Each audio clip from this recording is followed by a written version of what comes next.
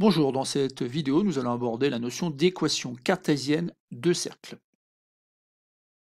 Donc vous avez déjà vu ce qu'est l'équation cartésienne d'une droite. Vous savez normalement que l'équation cartésienne d'une droite, c'est une équation de la forme ax plus by plus c égale 0, où a et b ne sont pas tous les deux en même temps nuls. Et ainsi donc on caractérise les droites par cette équation qu'on appelle équation cartésienne de droite. On va voir qu'on peut aussi trouver des équations cartésiennes pour les cercles. Imaginons tout simplement un point A, et donc qui sera le centre de mon cercle de rayon, allez, R.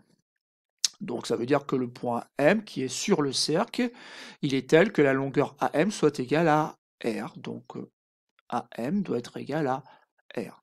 Bon, bah, si on est dans un repère orthonormé, et ben ça, on peut le réécrire autrement. On peut écrire tout simplement, déjà, dans un premier temps, que AM au carré est égal à R au carré. Alors, pourquoi j'écris ça? C'est tout simplement parce qu'on a une formule, depuis la classe de seconde, qui nous donne la distance AM en fonction des coordonnées de A et de M. Donc, posons tout simplement ici le point A pour coordonnées XA, YA, et un point M de coordonnées X, Y. Et bien du coup, rappelez-vous, on a une petite formule qui dit que tout simplement, la longueur AM au carré, c'est tout simplement donc X moins XA au carré, plus Y moins YA au carré. Et donc ça, c'est égal à R au carré. Donc ça y est, on l'a notre équation cartésienne, parce qu'en fait ici il n'y a plus que x et y dans l'équation, parce que 2 ça sera peut-être l'abscisse, 3 ça sera peut-être l'ordonnée de mon point A, et donc on aura x moins 2 au carré plus y moins 3 au carré est égal à r, et r là par exemple ça sera peut-être 5, puisque le rayon sera peut-être égal à 5. Donc voilà, c'est l'idée, et bien sûr ça prouve que tous les points qui sont sur le cercle, ce sont les points M de coordonnées x, y qui vérifient le fait que x moins xa au carré plus y moins ya au carré est égal à r au carré.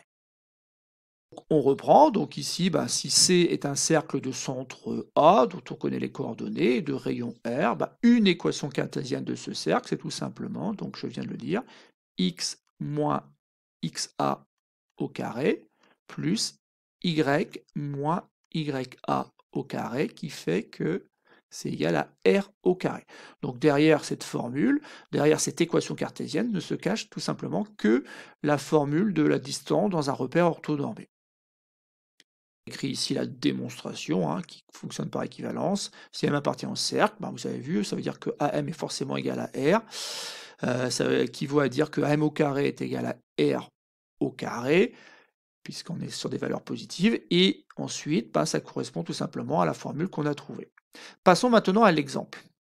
On nous demande de déterminer une équation du cercle C de centre A de coordonnées 2, 1 qui passe par le point B de coordonnées 1, 1. Bon, les coordonnées du centre, on les a. Ce qu'on n'a pas spécialement ici, c'est finalement le rayon. Donc il y a un premier calcul qui consiste tout simplement à calculer le rayon. Et le rayon ici, c'est tout simplement la longueur AB. D'ailleurs, je vais calculer la longueur AB au carré, puisque ce n'est pas vraiment besoin du rayon, mais du rayon au carré.